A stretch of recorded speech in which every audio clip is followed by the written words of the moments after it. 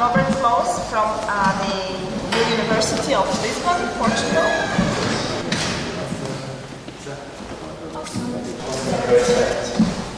Yeah, so his talk will be about can self be extended by technology? Is it better I go behind? So it's probably better I go here. You can just take the microphone. Yeah. Oh, okay. Well, maybe I'll go with this. I'm a bit more comfortable in front of the desk. Can you hear me? Does that sound like it's working? I think it does. Just make sure this is working. Okay. Is it working? Yeah. Okay. Good. Well, as I'm the first person from the Lisbon contingent here, I just wanted to thank the organisers, particularly Anastasia, for helping us so much since we've arrived at everybody. I think we're really glad to have this sort of ongoing relationship with Saint-Petersburg. It's fabulous to be here. We got a lot out of the last workshop, and we really hope that this is something which is going to be ongoing. So great to be here. To tell you a little bit, just to give you a little bit of framing information for my talk, it sort of arises out of a project which we just sort of started in Lisbon, which is really investigating, if you like, it's kind of a practical, it's applied philosophy in some ways, but it's trying to investigate the internet, and that's a broad category, and its sort of cognitive implications, epistemic implications, and trying to take some very contemporary ideas in philosophy of mind, philosophy of cognitive science, and bring them together with some ideas in philosophy of technology as well. And that sort of drives this. As it happens, this turns out to be quite, I think it turns out to be quite, if you like, pure, what it turns out is that these investigations of self that comes up through the use of certain technologies, let's call them technologies, iPhones, these raft of technologies that we've just come around in the last kind of 10 years that we all use all the time to interact with these huge sort of data repositories out on the internet. They have some interesting implications for the sorts of minds we have. And I think they allow us to interrogate one particular idea, the extended mind, which has obviously been very popular in the last 15 years. I believe it's the most cited paper in philosophy, so it's caused a stir. But I think what I'm going to show is that, perhaps surprisingly, there's some problems that arise for the very idea of the extended mind that come up from sort of a close attempt to understand the way that people really use these technologies. So that's what I'm going to try to get to with this. So I've just passed over this. I've been working on these, kind of just trying to characterize in some ways what many of these technologies may be doing in harness with our minds, or if you believe in the extended mind idea, as they may become part of our minds. The thought experiment, which I imagine everybody's heard, so I'll go through quite quickly, which is sort of behind, has kind of launched all of these papers. This is the story of Otto and Inga. Otto and Inga are two art lovers in New York. They set out in the morning to go to the Museum of Modern Art. Inga has no particular problem. She just has normally functioning memory. She gets out of bed in the morning. I'm going to the MoMA, so she goes away, and she knows where to find it. She knows the transport plan. She gets there, has a wonderful time in the museum, we suppose. Otto, on the other hand, has memory problems. Otto has Alzheimer's. Otto cannot, at least in the original paper, the problem is actually finding his way to the museum. But perhaps Otto even has other problems. Maybe can't even remember necessarily what he's, if you know people with Alzheimer's, he might not even be able to remember what he's doing at any particular time. But Otto's overcome some of his problems by using this notebook as a kind of prosthetic for his memory, by noting down very carefully the sorts of things that he's doing, information which is important to him. And so, Otto plus his notebook achieve some of the same broad kind of outcomes, and maybe, according to many of the papers have, Otto with his notebook has many of the same kind of functional profiles that you and I have with our biological memory. Therefore, on kind of functionalist grounds, and there's other grounds for this as well, that Otto plus his notebook could sort of be considered a whole agent, and the notebook should be considered as part of Otto's mind. This already, I just throw up a few of these things, this throws up interesting questions about things like self, agency, what kind of creatures we consider ourselves to be if this really goes through, because suddenly bits of the environment which would previously be considered something like property now might be parts of us. And it could have a whole bunch of interesting kind of social as well as kind of ontological implications. I'll come back to a few of those. Just the original, again, I'm assuming that you've got some kind of familiarity with this because, it's been talked about a lot. In the original paper, there were these 4 conditions which came to be called trust and glue. I call them glue and trust because glue comes first, trust second. So the reason that Otto should be considered, what we may consider the notebook to be actually a part of Otto's mind, is because of, first of all, glue. So Otto constantly refers to his notebook. When there's some relevant information that comes up, or relevant problem that comes up where he needs the right kind of information, he just consults his notebook. He just treats it in a way that, function in a rough kind of way that we treat our own biological memories. He has a felicity of access. He just knows how to find the information he needs. It always comes to hand. And then we have trust conditions. He automatically endorses any information that comes back. So, rather like in that film Memento, if you've seen that, if he reads something in the notebook, which is a fact which he's recorded, perhaps because it's in his handwriting or because he trusts the process, he just believes it. So this is another reason to count, if you like, facts in the notebook as being Otto's beliefs.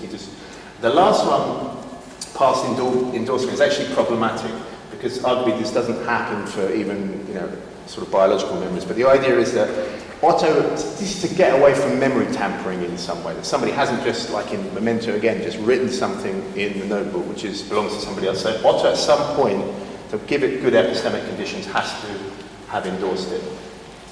I just want to introduce you to Deacon Patrick Jones, if you've not heard of him. Deacon Patrick Jones is a very interesting fellow who is suffering from, or is afflicted by traumatic brain injury. I noticed that there's a conference coming up in Moscow about traumatic brain injury. So I don't know if there's people here interested in that, so correct me if I go wrong on this condition. But basically, Patrick Jones has been hit on the head a number of times. And he now has various problems with his memory, with concentration, with bringing ideas to mind. And there's one, it comes from his website, which he kind of keeps up, which is interesting. He says, about his children, when his children walk through the door, I don't know whether they will be 3 or 30. I just try to interact with them as I find them. So he has, people have these kind of conditions. Often their abilities are actually quite fluctuating, right? It's not like they're consistently. My father actually has some similar kind of problems now, and sometimes know you very well, sometimes they won't. But the interesting thing for us is that Deacon Jones is actually very conscious about his problems, and he's been taking very positive steps to try and deal with them around his use of software, essentially, and the iPad that he uses. So he uses the software in the iPad. He uses some mind mapping software, essentially as a kind of short-term memory to do thinking, so he can kind of follow his own terms of thought. And he uses some software called Evernote, which I use as well, actually. It's kind of memory software for just collecting facts, like a big database. So he uses these bits of software. And I think in many ways, we could say, Deacon Patrick Jones is a kind of real-life Otto, except that he's not using a notebook. He's using many of these new electronic digital tools. And there's very good reasons to think that, for instance, Deacon Jones makes more sense, I think this is important, makes more sense as an agent, plus his kind of digital paraphernalia, than he does as a sort of agent without it. He's more coherent, he's able to pursue his goals, he's able to fulfill better conditions of agency, if you like. So on the face of it, it makes all kinds of sense. This is a good existence proof that something like, the thought experiment of the extended mind actually has got some legs. So I think it's good to consider these kind of examples. And I'll just rattle through this. But this is David Chalmers, who wrote the anti-part the original extended mind paper. And in a précis to Clarke's book, Synthesizing the Mind, when he brings lots of these things together, Chalmers sort of riffs on this, and I'll just read it actually. A month ago I bought, this is 2007, a month ago I bought an iPhone. The iPhone has already taken over central functions of my brain. It has replaced part of my memory, storing phone numbers and addresses that I once would tax my brain with. It harbours desires. I call up a memo with the name of my favourite dishes when I need to order at a local restaurant. I use it to calculate to figure out bills and tips. It's a tremendous resource in an argument, with Google ever present to help settle disputes. I make plans with it, using its calendar to help determine what I can do and can't do in the coming months. I even daydream with my iPhone, idly calling up words and images when my concentration slips. The reason I read it is because I think it makes the points nicely. You may think this is incredibly excessive, but it makes the point nicely that, you know, all of these kind of core, if you like, cognitive functions are now being carried out partly with these gizmos.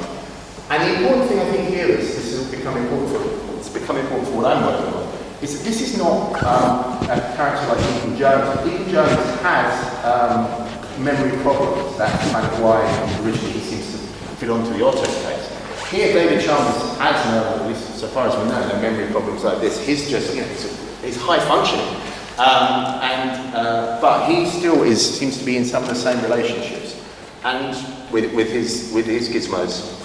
So there is a bunch of complexity here that I'm kind of finding, but I'm just going to say a couple of things about this. It looks as though trust and glue conditions work for both Deacon Patrick Jones and for Chalmers and his iPhone.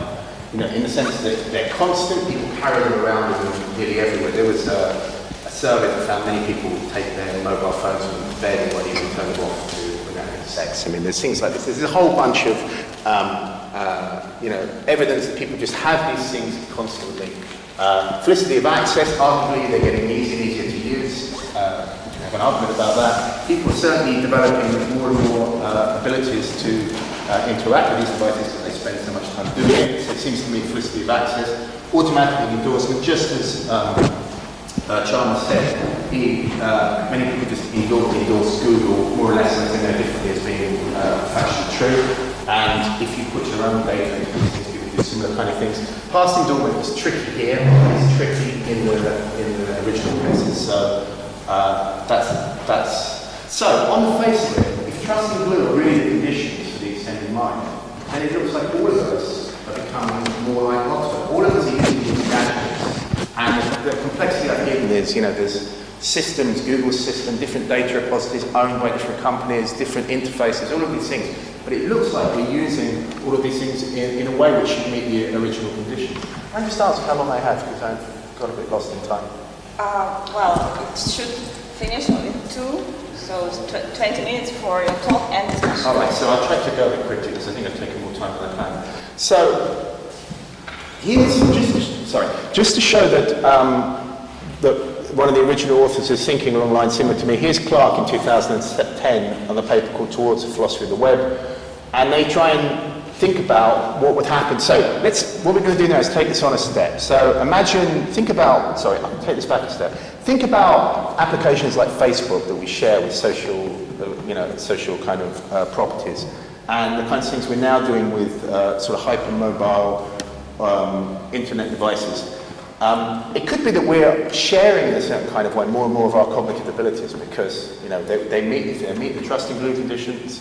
We're using all of these devices, and they turn out to be social kind of social properties, many of these things as well. So here's one, wiki map. The idea is it's a bit like Wikipedia, but it's a map, right? So people can just add changes to it and everybody accesses it. So in this paper they say, one could imagine Otto trying to find his way to the Museum of Modern Art, and instead of a notebook, having a PDA, a personal digital assistant, with access to the map on the web. Likewise, Inga having access to the exact same map via a personal digital assistant. And they go on to say maybe this is some sort of joint cognitive state. And they also go on to say, well, maybe even there's, you know, it looks like we might have, you know, this is some sort of socially extended cognition again, where parts of your mind might be parts of my mind because we're kind of sharing them by devices. And I think I can skip that for the moment. But so the problem comes up here with this, something that was known about right from the word go in the original paper, right? This problem of cognitive blow. And the idea was originally that if the extended mind case has kind of got any interest in power, it shouldn't be the case that if I go and walk into a library, the library just starts being part of my mind, right? That starts to look like a kind of reductio ad absurdum. And the authors were aware of this in the first case, and the trust and glue conditions were actually put in place to try and guard against this, you know, to try and make it the case. The problem is, it almost looks like technology has overtaken the extended mind case. So on the face of it, you think all of this gadgetry now, you know, it fits those kind of examples. So the extended mind explanation kind of serves all of these purposes. But things look really problematic if it turns out that Google is part of my mind, right? Or everybody else's updates to Google are part of my own mind. Or some strange, somebody spoofed Google and added in some odd fact about Saint-Petersburg, and that's become part of my mind, even though I haven't read the latest update. Because in the original Otto case, the notebook was supposed to be a kind of repository of standing beliefs. So it now looks like if the internet is really meeting these kind of conditions, it seems that the repository of standing beliefs is very wide indeed. So that, I think that's really problematic, just at first blush anyway. So I'm going to skip through this because I don't think I'll have time to do it. So I'm just going to come to Kim Sterelny. Now, Kim Sterelny has been thinking very interestingly about lots of these things as well. And he has a kind of different take on it. His take actually comes from looking at animal literature of, for instance, beavers building dams and ant nests. And the idea of niche construction, which is basically an animal will change the environment in some way which has a material effect on its capabilities. So, Kim Sterelny wants to say that the extended mind may turn out to be just a tiny little area in the possibilities of using external devices for cognitive purposes. But the more general case is something a bit more like niche construction, that we're just using collective entities which are not really parts of our minds at all. So here's two examples. He has a bunch of examples, but two nice ones are, one is actually a map again. So if you think of a tube map, so one of the interesting things about, say, the London tube map is it's very recognisable. It's like, I haven't put it there, but everybody, sorry, it's very, I should be doing this, shouldn't I? It's very recognisable. Everybody kind of in London kind of knows it. And the fact is, it's something that is not anybody's particular property. It doesn't belong to any individual. It's something that actually does a load of its purposes because it's, people use it every day, and because we use it every day, and because lots of people use it, it's kind of collective, and we rely on other people using it in the same way as us. So it kind of gives it epistemic validity in some way by this pattern of usage. But it doesn't make any sense, Sterelny claims, to think of it thereby as anybody's mind. It's not. So what would make it part of somebody's mind? And here he uses another example of kitchen knives. Same kind of thing. You can do cooking with kitchen. Many different chefs can use the same knives. But it so happens that very accomplished chefs often customize their knives. And they customize them so that they're a bit sharper, they've got a slightly different grip, they can use them in a different kind of way. And this customization process means that their abilities can then change in order to accommodate the customizations they've made. What Sterelny wants to claim is, this is cooking, not really thinking, but what Sterelny wants to claim is that this is a way that we kind of take ownership, or something might become ours in a different kind of way. It's customized to our particular skill set. It's customized to our own particular cognitive abilities. And he thinks this goes for cognitive tools as well. So there are those tools which are kind of collective, and those tools which are mine. And you need to carry out this sort of scaffold, this first of all entrenchment. Sorry, first of all personalization. You make it your own by customizing it. And then entrenchment. You change your abilities to take account of the changes that you've made to the artifact. Those two together, Sterelny claims, will now confer this kind of special mindness category to tools. So that looks good. So maybe it solves our bloat problem. So the bloat problem. So now Google's not part of my mind, but there might be some particular devices that I interact with and make mine in a particular way. Maybe it makes things come out in a way that looks more sensible. So this is really. So I'm now going to tell you why I think this doesn't work. So go. Yeah, I think I've said this. So, Cloud Otto. Here's a little kind of thought experiment. Cloud Otto has customized access to his favorite Bongal everyday destination app. It's an app which he uses to find where he's going. By creating his own top 10 lists of places he likes to visit, along with the last time he visited them and his own star ratings. And even a set of automatic notifications which tell him where he should be going each day. And a Bongal map link up which gives him audio instructions about how to get to his chosen destination. So it's doing the work, it's getting him to where he wants to go. And he's working with it exactly the same kind of way of his notebook, it's customized to him. It meets the personalization and entrenchment conditions because he's personalized it and done all this kind of work that many people who use these devices do. And he's entrenched it to his everyday patterns of uses. He visits his favorite 10 locations. in some sort of ordered succession. It will be Momo today, it will be the Brooklyn Bridge tomorrow. That's the kind of thing he does. Now consider if something like this happens. Unbeknownst to Cloud Otto, Bongle has just upgraded its services. It sent an email, but he was too busy having fun at the Metropolitan Museum of Modern Art to notice this, and he's not read the terms of service. What it now does is just use a public favourites list. So he hasn't noticed this change has taken place, but a favourite list has been changed. And now he's not going to his 10 favourite locations anymore. He's going to the top 10 locations for travellers in New York who use this application. So what's kind of gone wrong here? I think why I think this is, let's say, this is an interesting case, because increasingly this is how we use many of these sort of software and these applications, right? They're cloud sourced, they're used by social media, they have trust relations, but they're complex. We use them we don't control the content. Now, let's see if I've got this. So, one thing which is particular to Otto's use of this, which is very problematic, is his lack of normal memory skills. So, whereas perhaps you and I, if we were really using this application in the same kind of way, would know that we were ending up at the same location every single day, because this has gone to the top of the star list, Otto won't necessarily notice, right? So, it looks like something really strange has happened here, because in the original cases, it looks like it makes more sense for Otto to have an extended mind because of his lack of certain abilities, which are now being transferred out into the machinery. But in the present case, it looks like, if I'm right in this kind of area, it looks like Otto becomes very problematic because he doesn't have the right kind of skill set actually to use them in epistemically virtuous ways. You know, he's run into a problem with his equipment.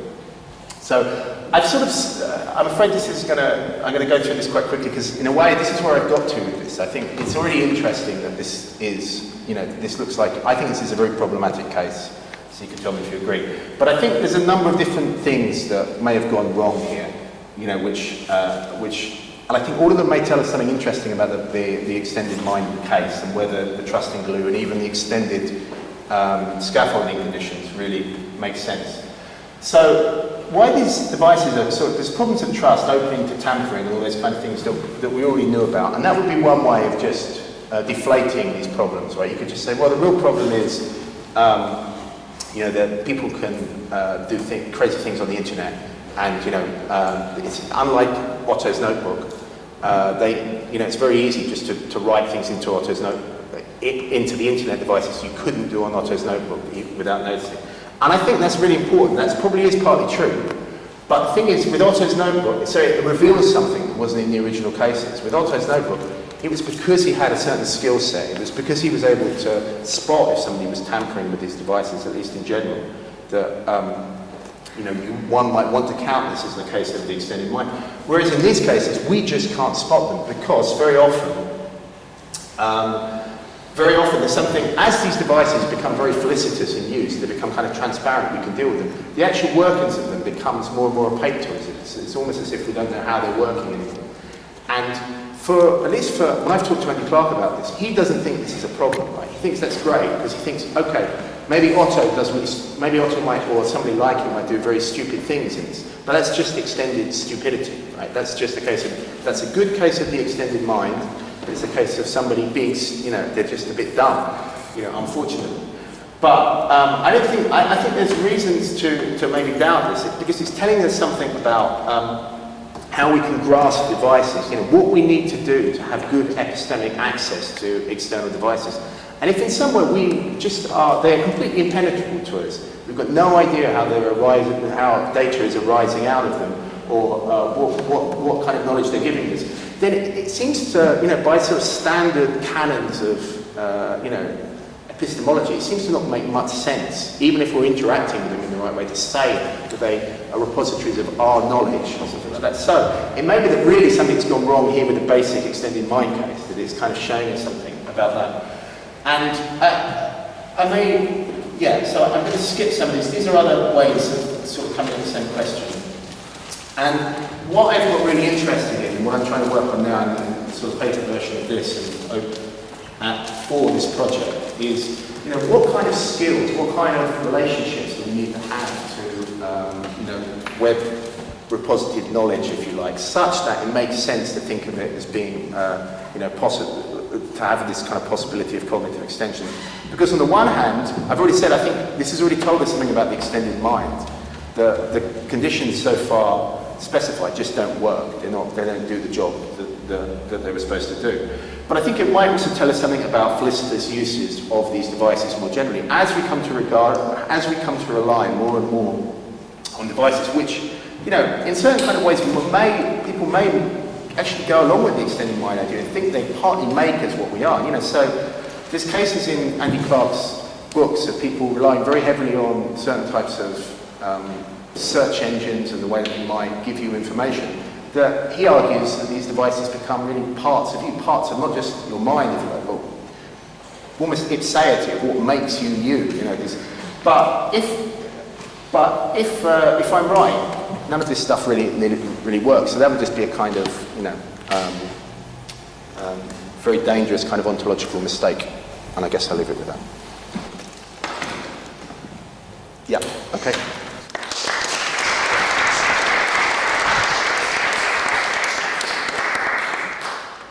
So, yes, Robert, thank you very much. And we have some questions. So, Professor Slider. I would get 2 hours sleep, so I just flew in.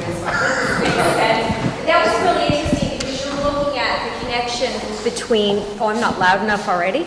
Really? I hear I'm pretty loud. But now I feel like I'm a TV show host.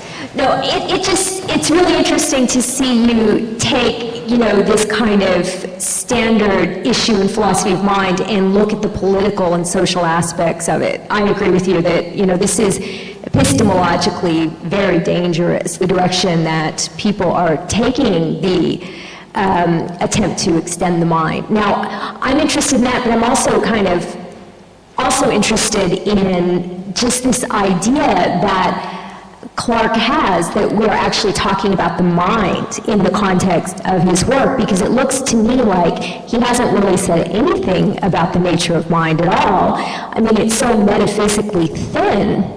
At best, what we have is something like a case of an extended brain, where we're using the expression brain really broadly, right? And I think cases of notebooks and whatnot are really not very strong. But what I do find very, very important and scary, because of what you said, is a case of neural enhancement. I mean, DARPA, for example, is working on chips to be implanted into the brain for, say, post-traumatic stress disorder, depression, and whatnot. And suppose what we do in the future is get it right into the brain, richly integrated, meets many of the conditions. But yes, of course, things can go wrong. But I think in addition to raising the social and political issues, we need to ask about the nature of mind to figure out what it is that's going on here. Because, as much as I used to almost laugh at John Searle's worry about biological naturalism, this unflinching acceptance of silicon as the basis for thinking could really come back to haunt us in the context of the extended mind. I think there are a lot of issues which still haven't been dealt with. It may be that silicon is not the right medium for consciousness, and as we extend this artificial brain, what we really do is decrease our capacity for consciousness. So I think there's a lot that the Clarke approach hasn't even looked at. Thanks for those comments and thoughts. I should confess, I used to be a kind of true believer, right, in the extended mind, so it didn't seem to me implausible. And I still think the basic thing, not just Clarke, but all the people around him kind of got right, is, if you like, the environmental and artifactual contribution to human intelligence and human thinking. I think all of that stuff's important. But this does seem that something's gone a bit wrong with this kind of inflation. I think you put your finger on something which is really important. I mean, people have pointed this at Clarke before and said, you don't have any, there is no criteria for what is cognitive, right? And, so what do you offer? I think, as I've heard you talking about this stuff, it says, well, no there's anybody else, right? We're all functioners here. It doesn't really, there's no criteria. And at least, I'm thinking now, since symbol systems ideas of cognition have kind of fallen by the wayside in many ways. We even have less of an idea of what is cognitive here in the past. But there is one thing that I think is worth sort of just... Oh, sorry about this. I don't know if we can get it started again. Anyway, I don't know. So I'll just tell you. So the parity principle was something that was very important in the original debate, which was questions about, it was just a kind of fair play rule. So if something should count as cognitive, it was all part of the mind, or it was where it was biological, then it should just count as cognitive if it was out of the world. And that was kind of put in the original paper, and many people use that as sort of fair play rules. You can't just assert, well, that's not biological stuff, therefore it can't be cognitive, right? And that's good as far as it goes. But there's a kind of something which went along with that, which I think is quite problematic, and it could possibly be quite dangerous, which is the idea that something might have cognitive implications and might play a cognitive role, or even doesn't necessarily mean it's part of anybody's mind. Or conscious. Well, that's even another set of problems, right? I mean, yeah, absolutely. So there's a whole bunch of stuff which needs kind of further. So I think what we need to do is, so just on your other point, I think in a way these kind of cognitive enhancements via webware are very sexy at the moment, in the sense that people are really working on them, and people are really scared of them, maybe right stuff. It may be we're doing I would contend we're doing a whole lot of cognitive enhancement work anyway with exterior tools that we're using. Now whether it should really be called enhancement or not, though, is the real problem. Right? Whether it should, it's a change, but it's an enhancement. It's another question. What we need to know is examine the real implications, and that's, I think, something we haven't done nearly enough of. Okay, so the 11th question. Thank you for an exciting talk. I really like the topic, and I'm also working on it in some way. So I'm just thinking that if we take for granted extended mind physics, it could also have some interesting implication about free will. Because if we take some device as a kind of genuine part of the agent, so you couldn't divide the agent and its part, so it's like one whole thing. So we can imagine an agent with a device which determined to produce a certain decision, and so in this case the agent is determined in his choices. And we can also imagine the same person with a different device which have genuinely random decision maker. So ontologically genuine random thing, maybe because of some quantum effect whatsoever. So we can, thanks to extended mind, we can both imagine two types of agents. One of them are determined, and they're definitely determined because they rely on the extended thing which work in a deterministic manner. And there also could be agents who are indeterminate in their choice. So I think would you agree with this kind of interpretation? Well, I think it's a really interesting set of questions I've started to look at, and there's some, I'm sure we talk about the thing that I thought about, the paper version of this, which isn't quite complete. There's a comparison to something like the I Ching, right? People just do some kind of random aleatory process, and you could argue that if they really used the I Ching in the right felicitous kind of way, and they really trusted it, really relied on it, the I Ching should be part of their cognitive process, right? And in fact, maybe in a certain sense that is kind of right. You can see the logic of that. But I think what some of this stuff makes clear is that there is, so that would be maybe Andy's kind of, or that they're just dumb, or they're just, good that person. It's a cognitive process, it's just not a very good one, right? Because you're just living your life, if you don't believe in religious implications, by some kind of, or some complex interpretation. It's it's not a very good cognitive process, but it's still a cognitive process. So I think the thing which comes up, however, in you say in my case, it leaves open all kinds of, the look on one hand, they might be epistemically virtuous or valid kind of processes. So for instance, it may be that Otto doesn't have Otto doesn't have a very good memory. It may be that he really wants to go to the MoMA every single day. And it may be that the crowd knows better than he does that he really wants to go to the MoMA every day. Because if you just could remember one day you went to something, you would, you'd be going to the MoMA. So in a certain sense, it might be, you could argue it's a kind of valid, good, cognitive, epistemically grounded process. What it doesn't look like is that Otto's making any kind of decision. It looks at somehow the decision making. You could still argue that he's chosen, if he really knew that this is how the thing was working, that he's chosen to engage with it this way. So it is still a kind of part of his, willed action. But I think one problem with that kind of conclusion is that as he starts to become more and more opaque to us, he can't even make the decisions about it.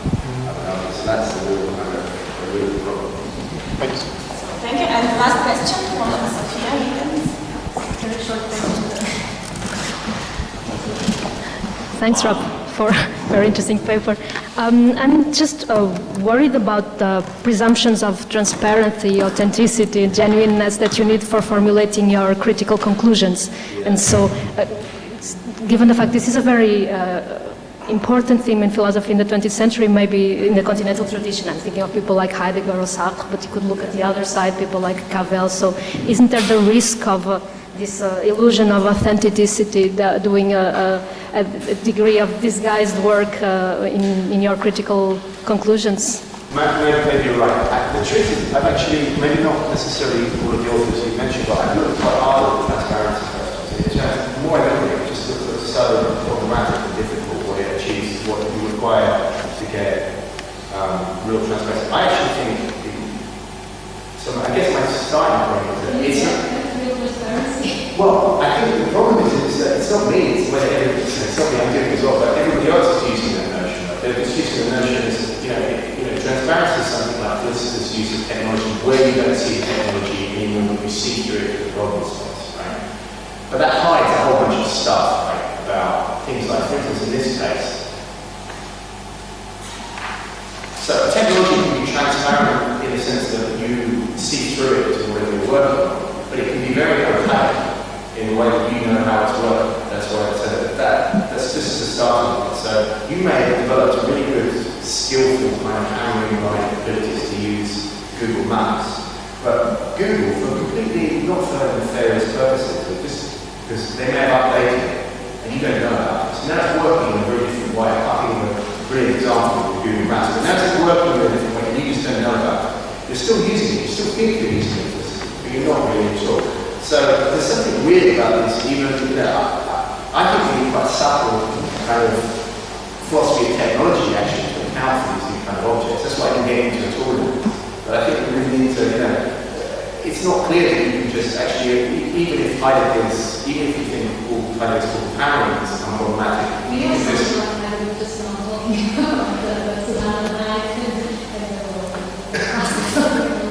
Yeah, if you could, but the question is, I think, I'm sure you can recruit this stuff really easily to do it, but I think actually this is what people want to do. Many people have written about it in quite an problematic way. In fact, what I'm working on is really almost trying, I'm not necessarily using intellectual resources you're talking about, but it's actually trying to exactly problematize what this transparency means.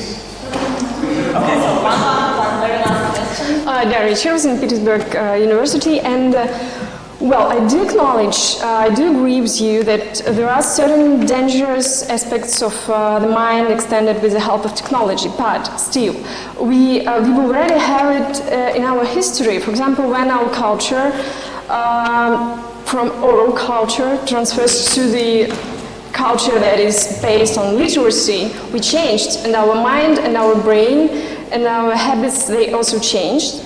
And people learn to share their ideas, their way of life with the help of texts. And when they read, for example, a book, let it be Madame Bovary, it certainly affects my life, for example, and the way I feel myself, I behave, and so on and so forth.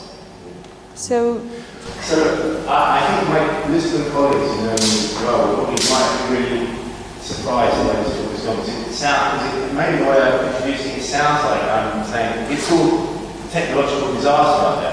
But that's quite the contrary. That's not really what I've been arguing over the last 5 years, certainly. And even what I think now. What I think is, so I think you're absolutely right. So like lots of people working on this, I started writing compare, try and really compare the properties of other kind of mediums with what the internet makes available. It's really interesting on memory. We can talk about this later. There's lots of, so I don't think it's all a disaster. That's not my point at all. I think many of it, I think most of it's great. I've been busy debunking some of the things that people have been saying about deep reading, all being destroyed by the use of internet technology and so forth. But I think we've got to be clear on what's going on. Right? This is the problem. The problem is that it doesn't, as far as I can see, recruit very easily to the, so far as I can see now, after looking at it for a long time, I think the extended mind view of this stuff actually ends up with almost some kind of crazy implications, right? We really don't want to end up with, they're really not very problematic. And if your theory leads you to, crazy conclusions, then the very least you need to try and make a theory and try and work out what's all wrong. And so that's really the implication. It's not that it's all a disaster, it's that you've not got it right, really, even though I think it's the extended mind is a really good starting place for thinking about this stuff. It's just either we need to change the theory by law or we need to some better theories. Thank you. Okay,